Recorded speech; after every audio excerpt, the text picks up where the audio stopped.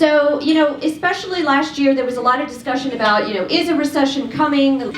Most economists are feeling a little bit more optimistic because, of course, trade is such a big part now of the global economy. Unless something major hits, we're probably looking at a very modest, sustained growth rate. Of course, student loans are being watched very closely because now there are more student loans than there are credit card loans. Student debt now amounts to $1.5 trillion.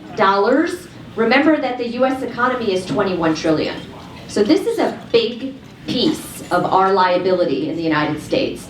More than credit card debt, about 12% of that debt is 90 days delinquent or in default. 70% of college grads have student loans. That is about 1 in 4 Americans having some type of student debt.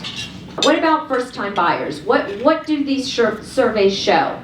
Well, about a third of first-time home buyers use down payment help from family and friends. Median age for first-time buyers is now 33 years old. That's actually the highest on record. Another major trend is the purchase of multi-generational homes to accommodate aging parents, an adult sibling, adult children, and so forth. About 12% of buyers today purchased multi-generational home. And you can see we've been outperforming the nation since about 2011, 2012.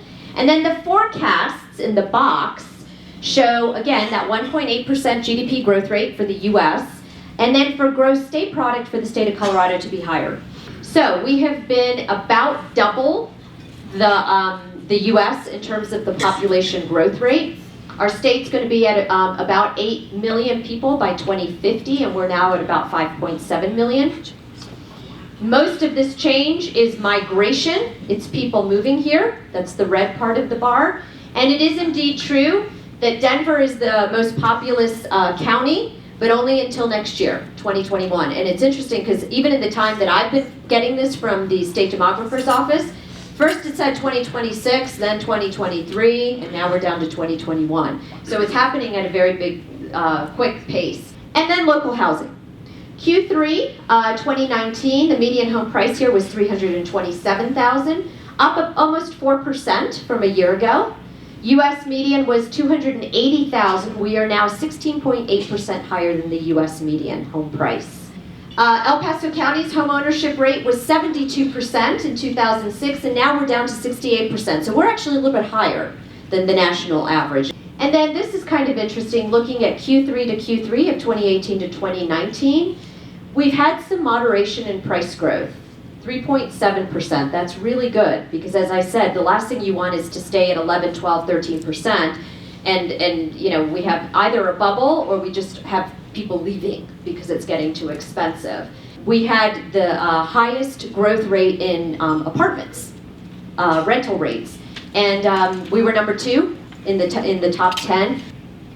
And then here you can see what's happened with home sales, mostly because of the issue of supply, right? And the forecasts that I have, largely informed by the construction industry sponsors that I have, say their new construction is going to be steady or very, very modest increases. And then also home sales, probably about the same as they have been in the past. I pay attention to what Housing and Urban Development says about our leasing, our apartment leasing. They say we're slightly tight.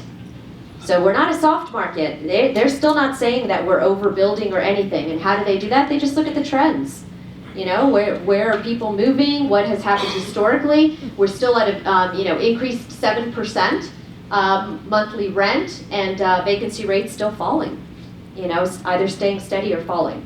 And then lastly, for those of you who might deal with commercial real estate, of course, vacancy rates have been falling in all the categories. That's the general trend. And because of that, lease rates have been going up. And this will be an interesting thing too. My commercial real estate people say, we're going to hit a tipping point where rents are really going to have to go up unless something happens to the economy, because we have the space that we have, a lot of it is obsolete. It's just too old, and new construction costs are really high. So if we're going to somehow mitigate things, people are just going to have to pay more for commercial space. That is an area of comparative advantage. We're still quite a bit cheaper than Denver in terms of commercial real estate.